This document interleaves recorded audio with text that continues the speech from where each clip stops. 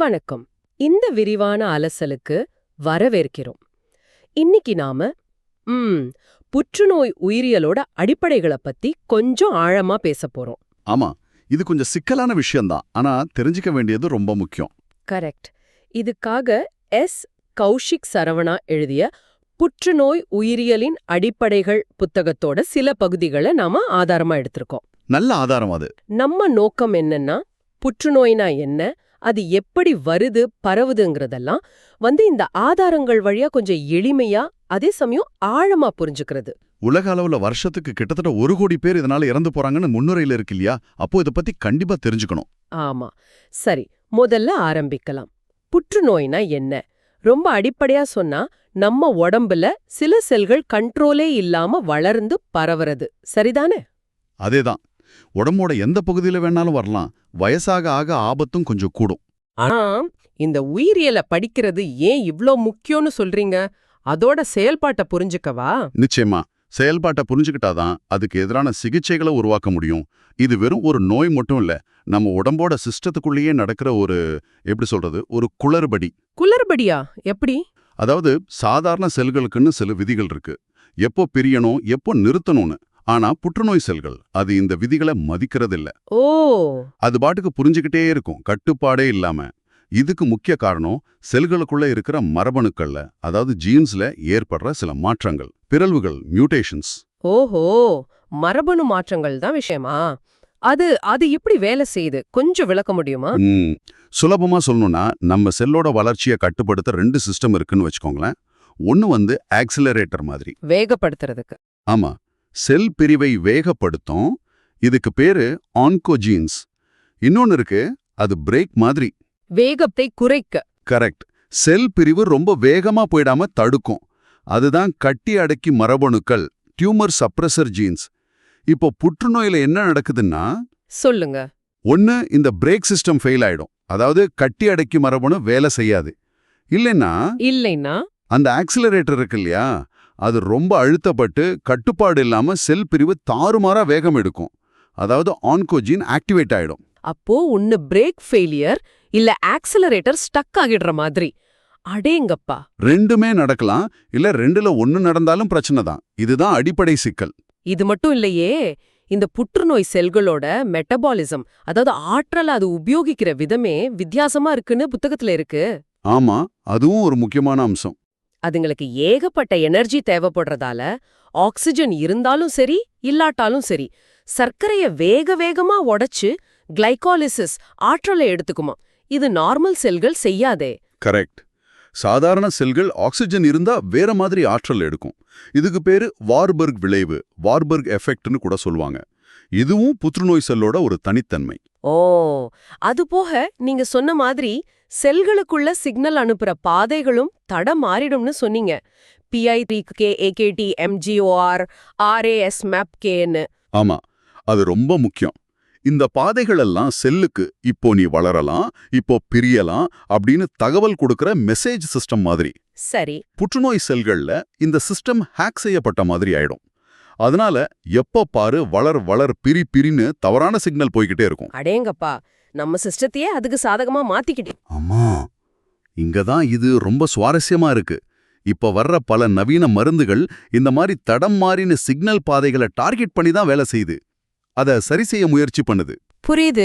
அப்போ இந்த மரபணு மாற்றங்கள், சிக்னல் குளறுபடிகள் இதெல்லாம் ஏன் நடக்குது?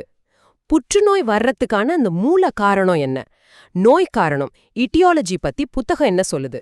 காரணங்கள் பல வகைப்படும். ஒன்னு மரபணு ரீதியானது, அதாவது பரம்பரையா வர்றது. இன்ஹெரிட்டட். பிறக்கும் போதே வர்றதா? ஆமா. சிலருக்கு பிறக்கும் போதே சில குறிப்பிட்ட மரபணுக்கள்ல மாற்றங்கள் இருக்கலாம். உதாரணத்துக்கு மார்பக கருப்பை புற்றுநோய் வர அதிக வாய்ப்பு கொடுக்கிற BRCA1, BRCA2 மரபணு மாற்றங்கள். ஓ, BRCA பத்தி கேள்விப்பட்டிருக்கேன். இல்லனா பல புற்றுநோய்களோட தொடர்புடைய TP53 மரபணு குறைபாடு. இது அப்பா அம்மா கிட்ட இருந்து பிள்ளைங்களுக்கு வரலாம். ஆனா பெரும்பாலான புற்றுநோய்கள் இந்த மாதிரி பரம்பரையா வர்றதில்ல. இது ஒரு சின்ன சதவிகிதம் தான். அப்ப மத்தவங்களுக்கு எப்படி வருது? அதுதான் பெறப்பட்ட மாற்றங்களா, அக்வயர்ட் மியூட்டேஷன்ஸா? கரெக்ட். நம்ம வாழ்க்கை முறையினால, நம்ம சுற்றுப்புற சூழல் காரணிகளால, நம்ம வாழ்நாள்ல ஏற்படுற மரபணு மாற்றங்கள் தான் இதுதான் ரொம்ப அதிகம். உதாரணத்துக்கு முக்கியமா புகைப்பிடிக்கிறது. அதுல இருக்கிற ரசாயனங்கள் நேரடியா டிஎன்ஏவை சேதப்படுத்தும். அப்புறம் சில வேதிப்பொருட்கள், புற்றுநோய் ஊக்கிகள்னு சொல்றோம் இல்லையா, அது. ஆமா, அளவுக்கு அதிகமான கதிர்வீச்சு, ரேடியேஷன். ஏன் சாதாரணமா நம்ம உடம்புல செல் பிரிதல் நடக்கும்போது கூட சின்ன சின்ன தவறுகள் நடக்கலாம். நம்ம உடம்பு அதை சரி பண்ணிடும். ஆனா சில சமயம் அந்த தவறுகள் சரி செய்யப்படாம காலப்போக்குல சேர்ந்து பெரிய மாற்றங்களா மாறலாம். சுற்றுப்புற காரணிகள்னு சொல்றப்போ புகையிலை, கதிர்வீச்சு இல்லாம வேற என்னென்ன இருக்கு? மாசுபாடு ஒரு பெரிய காரணம். காற்று மாசுபாடு, நீர் மாசுபாடு, அப்புறம் சில வைரஸ்கள். வைரஸா? ஆமா, HPVன்னு சொல்ற ஹியூமன் பாப்பிலோமா வைரஸ் கர்ப்பப்பைவாய் புற்றுநோயோட நேரடி தொடர்புடையது. அதே மாதிரி ஹெப்படைட்டிஸ் பி, சி வைரஸ் கல்லீரல் புற்றுநோயை உண்டாக்கலாம். சில பாக்டீரியா தொற்றுக்கள் கூட சில வகை புற்றுநோய்களுக்கு ஒரு தூண்டுதலா இருக்கலாம். ஓஹோ, அப்போ நம்ம வாழ்க்கை முறை, உணவு, உடற்பயிற்சி இதெல்லாம் எப்படி இதுல பங்கு வகிக்குது? நிச்சயமா பங்கு இருக்கு. உதாரணத்துக்கு உணவு முறை. அதிகமா பதப்படுத்தப்பட்ட இறைச்சி, சிவப்பு இறைச்சி சாப்பிடுறது ஆபத்தை கூட்டலாம்னு சில ஆய்வுகள் சொல்லுது. அப்போ எதை சாப்பிடணும்? நிறைய காய்கறிகள், பழங்கள், முழு தானியங்கள் சாப்பிடுறது புற்றுநோய் அபாயத்தை குறைக்க உதவுது. அதே மாதிரி உடற்பயிற்சி செய்யறது எப்படி தடுக்கும்? ஆரோக்கியமான எடையை வச்சுக்கிறது முக்கியம். உடல் பருமன் அது உடம்புல ஒரு நாள்பட்ட வீக்கத்தை, கிரானிக் இன்ஃப்ளமேஷனை உண்டு பண்ணும், இன்சுலின் எதிர்ப்பை ஏற்படுத்தும். இதெல்லாம் சில வகை புற்றுநோய்கள், குறிப்பா மார்பகம், பெருங்குடல், சிறுநீரக புற்றுநோய் உருவாக ஒரு சாதகமான சூழலை உருவாக்கலாம். அப்போ உடல் பருமனும் ஒரு ரிஸ்க் ஃபேக்டர். ஆமா, அது போக மது அருந்துறது, புகையிலை பயன்பாடு, அது பத்தி ஏற்கனவே சொன்னோம். அளவுக்கு அதிகமா சூரிய ஒளி நம்ம தோல் மேல படுறது தோல் புற்றுநோய்க்கு காரணம். இது எல்லாமே காரணிகள் தான். அப்போ இதிலிருந்து என்ன தெரியுதுன்னா, முக்கியமா நீங்க புரிஞ்சுக்க வேண்டியது, புற்றுநோய் பெரும்பாலும் ஒரே ஒரு காரணத்தால வர்றதில்ல. ஆமா, இது பல காரணிகளோட கூட்டு விளைவு. பல வருஷங்களா கொஞ்சம் கொஞ்சமா சேர்ந்து தான் உருவாகுது. அதனால தான் தடுப்பு முறைகள் கூட இந்த ஆபத்து காரணிகள் எல்லாத்தையும் குறைக்கிறதுல கவனம் செலுத்துது. புரியுது. சரி, இத்தனை காரணங்கள் இருக்குன்னா புற்றுநோயிலையும் பல வகைகள் இருக்கும் இல்லையா? பொதுவா நாம கேக்குற வகைகள் என்னென்ன? நூத்துக்கணக்கான வகைகள் இருக்கு. ஆனா பொதுவா அதிகம் பார்க்கறதுன்னு சொன்னா மார்பக புற்றுநோய், நுரையீரல் புற்றுநோய், புரோஸ்டேட் புற்றுநோய், பெருங்குடல் புற்றுநோய், தோல் புற்றுநோய். அப்புறம் சிறுநீர்ப்பை, இரத்த புற்றுநோய்களான லியூகேமியா, நிணநீர் மண்டல புற்றுநோயான லிம்போமா, கணைய புற்றுநோய், இதெல்லாம் கொஞ்சம் அதிகம் பார்க்கலாம். ஒவ்வொரு வகைக்கும் குறிப்பிட்ட ஆபத்து காரணிகள் இருக்குமா? பெரும்பாலும் இருக்கும். உதாரணத்துக்கு நுரையீரல் புற்றுநோய்னா நம்மளுக்கு டக்குன்னு ஞாபகம் வருது புகைப்பிடித்தல். பெருங்குடல் புற்றுநோய்க்கு உணவு முறையும் குடும்பத்துல யாருக்காவது இருந்திருந்தா அந்த வரலாறும் முக்கியம். இதிலே தெரியுதுல இது எவ்வளவு வேறுபட்ட ஒரு நோய்னு. ஆமா, வெறும் வகைகளை தாண்டி இந்த புற்றுநோய் செல்கள் பார்க்க எப்படி இருக்கும்? நுண்ணோக்கியில பார்த்தா அதோட உடற்கூறியல், திசு நோயியல் பத்தி புத்தகம் என்ன சொல்லுது? இது ரொம்ப முக்கியமான ஒரு கட்டம் நோயறிதல்ல. திசு நோயியல்னா என்னன்னா, நோயால பாதிக்கப்பட்டிருக்கலான்னு சந்தேகப்படுற திசுவை கொஞ்சமா எடுத்து பயாப்சி, அதை பதப்படுத்தி நுண்ணோக்கியில ஆய்வு செய்யறது. ஓகே, அதுல என்ன தெரியும்? அதுல புற்றுநோய் செல்கள் சாதாரண செல்கள் மாதிரி இருக்காது. அதோட அளவு, வடிவமெல்லாம் ரொம்ப வித்தியாசமா ஒழுங்கற்றதா இருக்கும். சரி. அதோட உட்கரு, செல்லோட மையம், அது ரொம்ப பெருசா அடர் நிறத்துல, சில சமயம் ஒழுங்கற்ற வடிவத்துல இருக்கும். வேற என்ன மாற்றங்கள்? செல்கள் ரொம்ப வேகமா பிரிஞ்சுக்கிட்டே இருக்கும். அதனால செல் பிரிவு நிலையில இருக்கிற செல்களை அதிகமா பார்க்கலாம். இதுக்கு அதிக மைட்டோட்டிக் செயல்பாடுன்னு பேரு. கவனம் செலுத்தும். இதுக்கு வேறுபாட்டை இழத்தல்னு சொல்றோம்.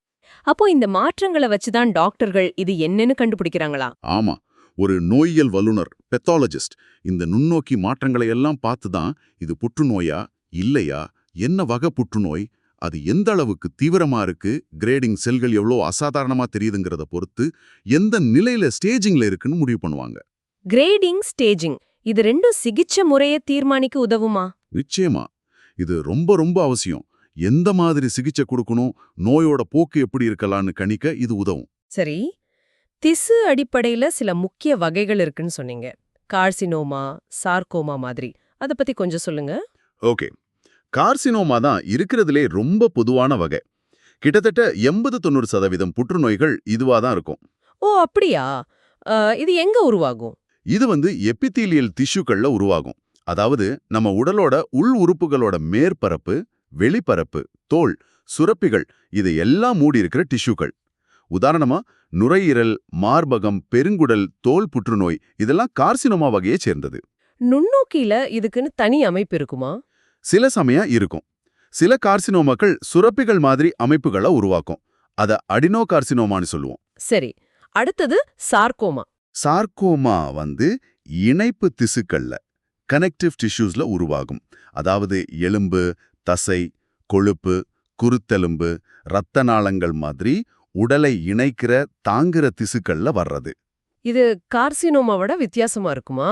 ஆமா, இது கார்சினோமாவை விட குறைவா தான் காணப்படும். நுண்ணோக்கியில பார்த்தா இதுல செல்கள் சில சமயம் கதிர் மாதிரி நீளமா ஸ்பிண்டல் ஷேப்டா இருக்கலாம். அப்புறம் லியூகேமியா, லிம்போமா. லியூகேமியா ரத்தத்தை உருவாக்கும் செல்களில் முக்கியமா எலும்பு மஜ்ஜையில உருவாகிற புற்றுநோய். இது ரத்தத்துல பரவும். லிம்போமா நிணநீர் மண்டலத்துல லிம்பாட்டிக் சிஸ்டம்ல உருவாகிற புற்றுநோய். நம்ம நோய் எதிர்ப்பு மண்டலத்தோட ஒரு பகுதி அது. ஓகே, அப்போ இந்த மாதிரி நுண்ணோக்கி வழியா வகைப்படுத்துறது ரொம்ப முக்கியம் போல. ஆமா, ஏன்னா ஒவ்வொரு வகைக்கும் அதோட குணாதிசயம் மாறும், சிகிச்சை முறைகளும் மாறும். இங்க சுவாரஸ்யமான விஷயம் என்னன்னா, நோயியல் வல்லுநர்கள் எப்படி இந்த சின்ன சின்ன வித்தியாசங்களை வச்சு இவ்வளவு துல்லியமா வகைப்படுத்துறாங்கங்கிறது தான். நிச்சயமா. சரி, ஒரு இடத்துல உருவாகிற இந்த புற்றுநோய் உடம்போட மத்த பாகங்களுக்கு எப்படி பரவுது? மெட்டாஸ்டாசிஸ் பத்தி பேசலாமா? இதுதானே இந்த நோயை ரொம்ப ஆபத்தானதா மாத்துது. கரெக்ட். இதுதான் புற்றுநோயோட மிக மோசமான அம்சம். பெரும்பாலான புற்றுநோய் இறப்புகளுக்கு காரணம் இந்த மெட்டாஸ்டாசிஸ் தான். ஏன் அது அவ்வளவு ஆபத்து?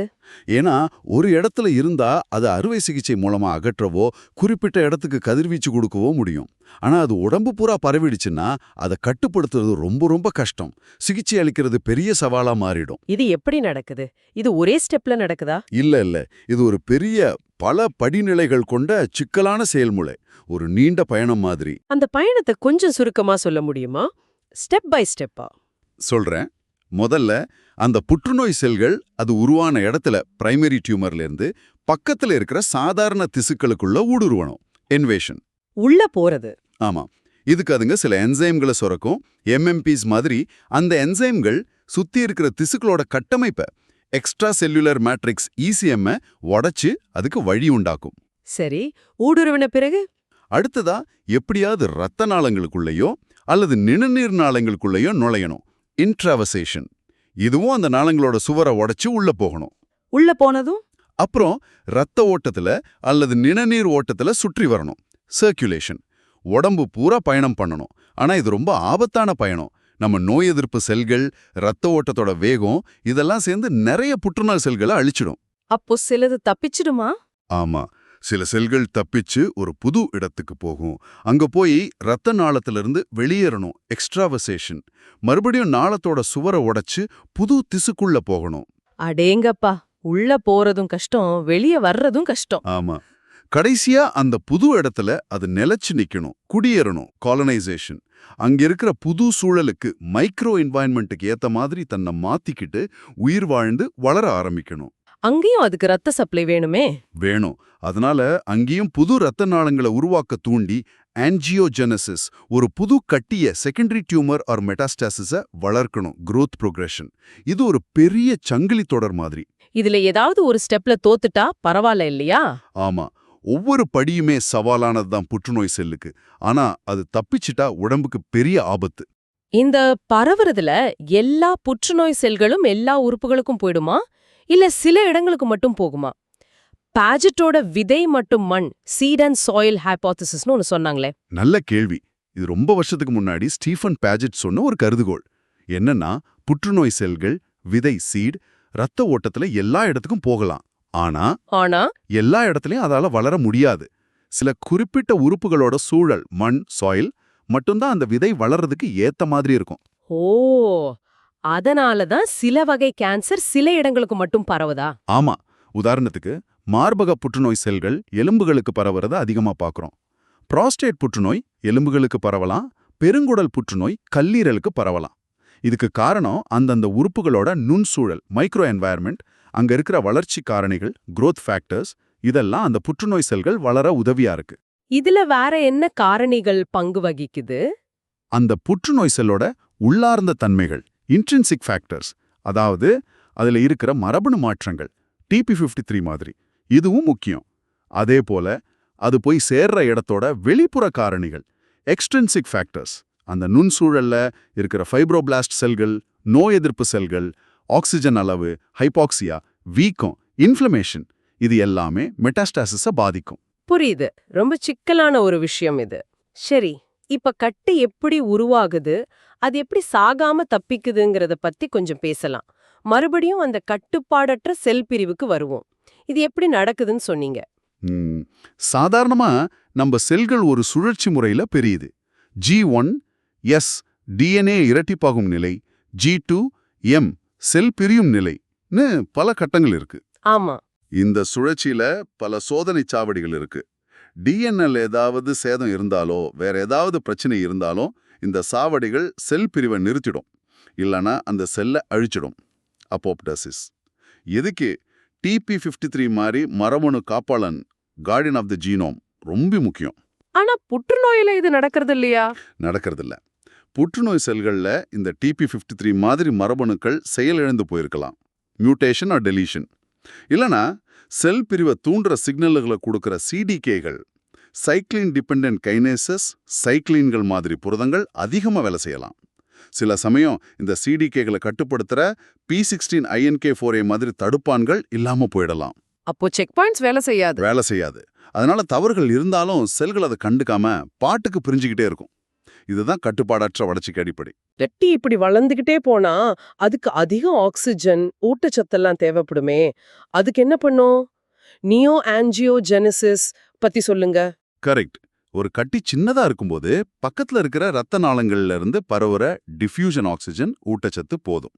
ஆனா அது ஒரு குறிப்பிட்ட அளவுக்கு மேல 1 to 2 ml வளரணும்னா அதுக்கு தனியா ரத்த சப்ளை வேணும். அதுக்கு என்ன செய்யும்? அதுங்க VEGF vascular endothelial growth factor, BFGF பேசிக் ஃபைப்ரோபிளாஸ்ட் growth ஃபேக்டர் மாதிரியான சில சிக்னல் மூலக்கூறுகளை சுரக்கும். சரி. இந்த சிக்னல்கள் பக்கத்துல இருக்கிற ரத்த நாளங்களை தூண்டி அதிலிருந்து புதுசா கிளைகள் மாதிரி ரத்த நாளங்களை தன்னை நோக்கி வளர வைக்கும். இதுக்கு பேர் தான் நியோ ஆஞ்சியோஜெனிசிஸ், அதாவது புது ரத்த நாளை உருவாக்கும். ஓ, தனக்குன்னு ரோடு போட்டுக்குது. ஆமா. ஆனா இப்படி அவசரமா உருவாகிற இந்த ரத்த நாளங்கள் சரியா இருக்காது. ரொம்ப ஒழுங்கற்றதா, சுவர்கள்ல ஓட்டைகளோட கசிவுத்தன்மை உள்ளதா இருக்கும். இதனால என்ன பிரச்சனை? இதனால கட்டிக்குள்ள சில பகுதிகளில் ரத்த ஓட்டம் சரியா இல்லாம ஆக்சிஜன் பற்றாக்குறை, ஹைபாக்சியா ஏற்படும். ஆனா இன்னொரு பக்கம் பார்த்தா இந்த ஒழுங்கற்ற கசிவுள்ள நாளங்கள் வழியா புற்றுநோய் செல்கள் ரத்த ஓட்டத்துக்குள்ள தப்பிச்சு போறதுக்கும் மெட்டாஸ்டேசிஸ்க்கும் இது ரொம்ப சுலபமா வழிவகுத்துடும். அடேங்கப்பா, ஒரு பக்கம் பிரச்சனைனாலும் இன்னொரு பக்கம் அதுவே அதுக்கு சாதகமாயிடுது. ஆமா, புற்றுநோயோட தந்திரமே அதுதான். சரி, செல்கள் தப்பு பண்ணினா இல்ல வயசாயிட்டா சாகணுமே. அப்பாப்டோசிஸ், அதாவது திட்டமிடப்பட்ட செல் இறப்பு, அது புற்றுநோய் செல்கள்ல நடக்குதா இல்லையா? அது எப்படி தப்பிக்குது? இது புற்றுநோயோட இன்னொரு முக்கியமான தந்திரம். அப்போப்டோசிஸ்ங்கிறது நம்ம உடம்புக்கு ரொம்ப அவசியமான ஒரு செயல்முறை. எதுக்கு அவசியம்? கருவளர்ச்சி அப்போ தேவையில்லாத செல்களை நீக்க, உடம்புல செல்களோட எண்ணிக்கைய சமநிலையில வைக்க, ரொம்ப முக்கியமா சரி செய்ய முடியாத அளவுக்கு சேதமடைஞ்ச செல்களையோ ஆபத்தான செல்களையோ உடம்பே அழிச்சிடுறதுக்கு இது அவசியம். ஒரு தற்கொலை திட்டம் மாதிரி. சரி, இது எப்படி நடக்கும்? இதுக்கு 2 முக்கிய வழிகள் இருக்கு. ஒன்னு உள்ளார்ந்த பாதை, இன்ட்ரின்சிக் பாத்வே. இது செல்லுக்குள்ளேயே மைட்டோகாண்ட்ரியாவிலிருந்து ஆரம்பிக்கும். BCL2 குடும்ப புரதங்கள் இதுல முக்கிய பங்கு வகிக்கும். சைட்டோக்ரோம் C வெளியாகி காஸ்பேஸ்ன்னு சொல்ற என்சைம்களை இயக்கும். காஸ்பேஸ்? ஆமா, அதுங்க தான் மரண தூதுவர்கள் மாதிரி செல்ல துண்டு துண்டா உடைச்சு அழிச்சிடும். இன்னொன்னு வெளிப்புற பாதை, எக்ஸ்ட்ரின்சிக் பாத்வே. இது செல்லுக்கு வெளியிருந்து வர்ற சிக்னல்கள் மூலமா FAS, TNF ஆல்பா மாதிரி இறப்பு ஏற்பிகள் வழியா தூண்டப்படும். இதுவும் கடைசியில காஸ்பேஸ்களை தான் இயக்கும். ஓகே, அப்போ இந்த 2 வழியிலிருந்தும் புற்றுநோய் செல்கள் தப்பிக்குமா? ஆமா, ரொம்ப சாமர்த்தியமா தப்பிக்கும். உதாரணத்துக்கு அப்பாப்டோசிஸ் தூண்டுறதுல முக்கிய பங்கு வகிக்கிற TP53 மரபணுவை செயலிழக்க வைக்கிறது. அதான் காப்பாளன் மரபணுன்னு சொன்னீங்களே. ஆமா, அது வேலை செய்யலன்னா சேதமடைஞ்ச செல் சாகாது. இல்லனா சாவை தடுக்கிற BCL2 மாதிரி புரதங்களை அதிகமா உற்பத்தி செய்யும். இல்லனா காஸ்பேஸ்களை செயலிழக்க வைக்கிற புரதங்களை உற்பத்தி செய்யும். இப்படி பல வழிகள்ல இந்த திட்டமிடப்பட்ட செல் இறப்புல இருந்து தப்பிச்சிடும். இதனால என்ன ஆகும்? இதனால புற்றுநோய் செல்கள் கிட்டத்தட்ட சாகாவரம் பெற்ற மாதிரி ஆயிடுது. எவ்வளோ சேதம் அடைஞ்சாலும் சாகாது, வளர்ந்துகிட்டே இருக்கும். அதனால தான் செல்லிறப்பை தவிர்ப்பது, இவேடிங் அபாப்டோசிஸ், புற்றுநோயோட ஒரு முக்கிய அடையாளமாவே கருதப்படுது. இவ்ளோ தந்திரமான ஒரு நோய எப்படிதான் கண்டுபிடிக்கிறாங்க? நோயறிதல் முறைகள் பத்தி சொல்லுங்க. புத்தகம் என்ன சொல்லுது? நோயை கண்டுபிடிக்க பல முறைகளை பயன்படுத்துறோம். முதல்ல வழக்கம் போல மருத்துவ வரலாறு கேட்கறது, உடல் பரிசோதனை செய்யறது. சரி. அப்புறம் இமேஜிங் சோதனைகள். இது உடம்புக்குள்ள கட்டிகள் இருக்கா, எவ்வளவு பெருசா இருக்கு, எங்க இருக்குன்னு பார்க்க உதவும். இதுல எக்ஸ் கதிர், சிடி ஸ்கேன், கம்ப்யூட்டர் டொமோகிராஃபி, இது உடம்ப ஸ்லைஸா படம் பிடிக்கும். எம்ஆர்ஐ, மேக்னெட்டிக் ரெசனன்ஸ் இமேஜிங், இது இன்னும் தெளிவான மென்திசு படங்களை கொடுக்கும். அப்புறம் PET scan, positron emission tomography. PET scan என்ன காட்டும்? பிஇடி ஸ்கேன் செல்கள் எவ்வளவு வேகமா சர்க்கரையை எடுத்துக்குதுன்னு காட்டும். புற்றுநோய் செல்கள் ரொம்ப வேகமா வளர்றதால அதிக சர்க்கரையை பயன்படுத்தும். அதனால பிஇடி ஸ்கேன்ல அதுங்க பளிச்சுன்னு தெரியும். மெட்டாஸ்டசிஸ் எங்கெல்லாம் இருக்குன்னு பார்க்கவும் இது உதவும். ஓகே. இமேஜிங் தவிர ஆய்வக சோதனைகள், இரத்த பரிசோதனைகள்ல சில கட்டி குறிப்பான்களை பார்க்கலாம். உதாரணத்துக்கு புரோஸ்டேட் புற்றுநோய்க்கு PSA, பெருங்குடல் புற்றுநோய்க்கு CEA, கருப்பை புற்றுநோய்க்கு CA-125. ஆனா இது மட்டுமே நோயறிதலுக்கு போதாது. ஏன் போதாது? ஏன்னா இந்த குறிப்பான்கள் புற்றுநோய் இல்லாமையே வேற காரணங்களாலையும் அதிகமாகலாம். அதனால உறுதியான நோயறிதலுக்கு பயாப்சி ரொம்ப முக்கியம். மறுபடியும் பயாப்சி? ஆமா, சந்தேகமான பகுதியிலிருந்து சின்ன திசு துண்டை எடுத்து அதை நுண்ணுக்கில பார்க்கறது ஹிஸ்டோபேத்தாலஜி. இதுதான் தங்க தரநிலை, கோல்ட் ஸ்டாண்டர்ட். இது என்ன வகை புற்றுநோய், அதோட கிரேட் என்னன்னு உறுதியா சொல்லும். இது தவிர வேற நவீன சோதனைகள் இருக்கா? இருக்கு. சைட்டோஜெனடிக்ஸ், செல்களோட குரோமோசோம்களை ஆய்வு செய்யறது. ஃப்ளோ சைட்டோமெட்ரி, செல்களை தனித்தனியா பிரிச்சு ஆய்வு செய்யறது. இரத்த புற்றுநோய்களுக்கு முக்கியம். அப்புறம் மூலக்கூறு விவரக்குறிப்பு. மூலக்கூறு விவரக்குறிப்புனா? அது புற்றுநோய் செல்கள்ல இருக்கிற குறிப்பிட்ட மரபணு மாற்றங்கள், புரத அளவுகள், இதையெல்லாம் விரிவாக ஆய்வு செய்யறது. இது துல்லிய மருத்துவத்துக்கு ரொம்ப உதவும். கண்டுபிடிச்ச பிறகு அதோட நிலை ஸ்டேஜ் எப்படி சொல்றாங்க? 0, II, 3, 4ன்னு சொல்றாங்களே, அது எதை குறிக்குது? நிலை கண்டறிதல் புற்றுநோய் எவ்வளவு தூரம் பரவி இருக்குன்னு சொல்ற ஒரு முறை. இது சிகிச்சை திட்டமிடலுக்கும் நோயோட போக்கு கணிக்கிறதுக்கும் ரொம்ப முக்கியம். அந்த நிலைகளை கொஞ்சம் விளக்க முடியுமா? சுருக்கமா சொன்னா, நிலை 0, ஸ்டேஜ் 0. இது இன்சைட்டோன்னு சொல்லுவோம். அதாவது புற்றுநோய் செல்கள் உருவாகின இடத்திலேயே மேல்தளத்துல மட்டும் இருக்கு, இன்னும் ஆழமா ஊடுருவல. நிலை 1, ஸ்டேஜ் 1. கட்டி உருவாயிருக்கு, ஆனா சின்னதா இருக்கு, ஆரம்பிச்ச உறுப்புக்குள்ளேயே இருக்கு, பக்கத்துல இருக்கிற நிணநீர் கணுக்குகளுக்கு பரவல. நிலை 2, 3, ஸ்டேஜ் 2, ஸ்டேஜ் 3. இது கொஞ்சம் முன்னேறிய நிலைகள். கட்டி பெருசா இருக்கலாம், பக்கத்துல இருக்கிற திசுகளுக்குள்ள ஊடுருவி இருக்கலாம், அல்லது பக்கத்துல இருக்கிற நிணநீர் கணுக்களுக்கு பரவி இருக்கலாம். நிலை 4, ஸ்டேஜ் 4. இதுதான் மெட்டாஸ்டாட்டிக் நிலை. அதாவது புற்றுநோய் ஆரம்பிச்ச இடத்துல இருந்து ரத்தம் அல்லது நிணநீர் வழியா உடம்போட மற்ற தொலைதூர உறுப்புகளுக்கும், உதாரணமா நுரையீரல், கல்லீரல், எலும்புகள், மூளைக்கும் பரவிடுச்சுன்னு அர்த்தம். ஆஹா, நிலை 4 தான் ரொம்ப தீவிரமான நிலை. ஆமா, நிலை எவ்வளவு குறைவாக இருக்கோ அந்த அளவுக்கு குணமடைய வாய்ப்பு அதிகம். நிலை அதிகமாக ஆக சிகிச்சை கடினமாகும், நோயோட போக்கு மோசமாக இருக்கலாம். ஓகே, சரி. சிகிச்சைகள்னு வரும்போது என்னென்ன முக்கிய வகைகள் இருக்கு? புத்தகத்துல அறுவை சிகிச்சை, கீமோ, இம்யூனோதெரபிலாம் இருக்கு. ஆமா, முக்கியமா சில சிகிச்சை முறைகள் இருக்கு. 1, அறுவை சிகிச்சை, சர்ஜரி. இதுதான் பல திடக்கட்டிகளுக்கு முதல் நிலை சிகிச்சையா இருக்கும். கட்டிய முழுமையா அகற்ற முயற்சிப்பாங்க, குணப்படுத்தும் நோக்கம். சில சமயம் அறிகுறிகளை குறைக்கவோ, நோயை கண்டறியவோ அல்லது தடுப்புக்காகவோ கூட அறுவை சிகிச்சை செய்யலாம். ஓகே, அடுத்தது கீமோதெரபி. கீமோதெரப்பிங்கிறது மருந்துகளை பயன்படுத்தி புற்றுநோய் செல்களை அழிக்கிறது. இந்த மருந்துகள் வேகமா பிரியுற செல்களை குறிவச்சு அழிக்கும். புற்றுநோய் செல்கள் வேகமா பிரியுமே? ஆமா, ஆனா பிரச்சனை என்னன்னா, நம்ம உடம்புல இருக்கிற மத்த சில சாதாரண செல்களும் வேகமா பிரியும். உதாரணமா முடி செல்கள், இரத்த செல்கள், குடல் செல்கள். அதனாலதான் கீமோதெரப்பிக்கு முடி கொட்டுறது, இரத்த சோகை, வாந்தி, வயிற்றுப்போக்கு மாதிரி பக்க விளைவுகள் வருது. சரி, இம்யூனோதெரபி பத்தி சொல்லுங்க. அது எப்படி வேலை செய்யுது? இம்யூனோதெரப்பி ஒரு புதுமையான ரொம்ப சக்தி வாய்ந்த சிகிச்சை முறை. இது நம்ம உடம்போட சொந்த நோய் எதிர்ப்பு மண்டலத்தையே, இம்யூன் சிஸ்டம புற்றுநோயை எதிர்த்து போராட தூண்டுது அல்லது அதுக்கு உதவுது. நம்ம இம்யூன் சிஸ்டமேவா? ஆமா, சில சமயம் புற்றுநோய் செல்கள் நம்ம நோய் எதிர்ப்பு செல்கள் கிட்ட இருந்து தப்பிச்சுக்கும் சில தந்திரங்களை கையாளும்.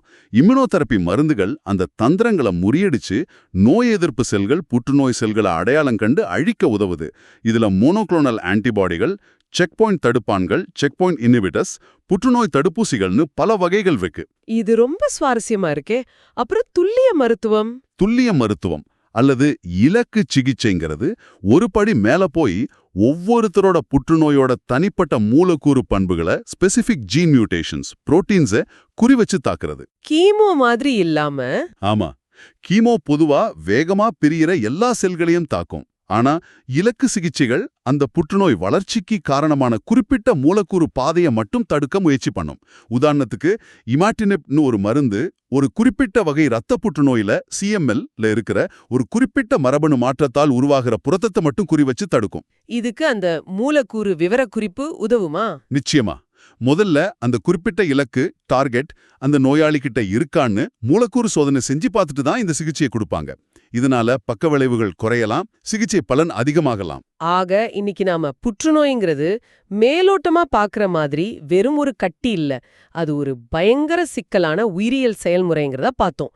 மரபணு மாற்றங்கள்ல ஆரம்பிச்சு ஆமா, கட்டுப்பாடற்ற வளர்ச்சி, அது பரவற தந்திரமான வழி மெட்டாஸ்டாசிஸ், அப்புறம் சாவ தவிர்க்கிற விதம். ஆமா, அப்புறம் அதை கண்டுபிடிக்கவும் இப்போ இருக்கிற பலவிதமான நவீன சிகிச்சைகள் மூலமா அதை எதிர்கொள்ளவும் இருக்கிற வழிகள்னு நிறைய விஷயங்களை இந்த ஆதாரங்கள் மூலமா அலசினோம். ஆமா, இது எவ்வளோ ஒரு தந்திரமான சிக்கலான எதிரின்னு நமக்கு இப்போ நல்லா புரியுது. ஆனா அதே சமயம் ஒரு நம்பிக்கையான விஷயமும் இருக்கு. என்னது? கடந்த சில 10 ஆண்டுகளா இந்த எதிரிய பத்தி நாம புரிஞ்சுக்கிறதும் அதை எதிர்த்து போராடுறதுக்கான புதிய வழிகளை கண்டுபிடிக்கிறதும் அபரிமிதமா வளர்ந்திருக்கு. முன்னாடி பேசின மாதிரி இந்த புற்றுநோய் உயிரியல் ஆராய்ச்சி தான் இந்த எல்லா முன்னேற்றங்களுக்கும் அடிப்படை. உண்மைதான். இன்னும் நாம ஜெயிக்க வேண்டிய தூரம் நிறையா இருக்கு. பல சவால்கள் இருக்கு. ஆனா அறிவியல் ஆராய்ச்சி தொடர்ந்து நடந்துட்டு இருக்கு. புது புது சிகிச்சைகள் வந்துகிட்டே இருக்கு. அதனால நம்பிக்கை இருக்கு. நிச்சயமா. சரி, இந்த அருமையான அலசலை முடிக்கிறப்போ நீங்க கேட்டுக்கிட்டு இருக்கிறவங்களுக்காக ஒரு சிந்தனை. நாம இவ்ளோ நேரம் பேசணும் இல்லையா? புற்றுநோய் செல்கள் நம்ம உடம்போட பாதுகாப்பு சிஸ்டத்தையும் கீமோ, ரேடியேஷன் மாதிரி சிகிச்சைகளையும் கூட ஏமாத்தி உயிர் பிழைக்க எத்தனையோ தந்திரமான வழிகளை கையாளுதுன்னு. ஆமா, ஒருவேளை எதிர்காலத்துல அதோட இந்த தந்திரங்களையே, இந்த உயிர் வாழும் வழிமுறைகளையே நாம அதுக்கு எதிரான ஒரு ஆயுதமா பயன்படுத்த முடியுமா? அதோட பலம்னு அது நினைச்சிட்டு இருக்கிறதையே அதோட பலவீனமா மாற்றி தாக்க முடியுமா? யோசிச்சு பாருங்க. மீண்டும் அடுத்த விரிவான அலசலில் சந்திப்போம்.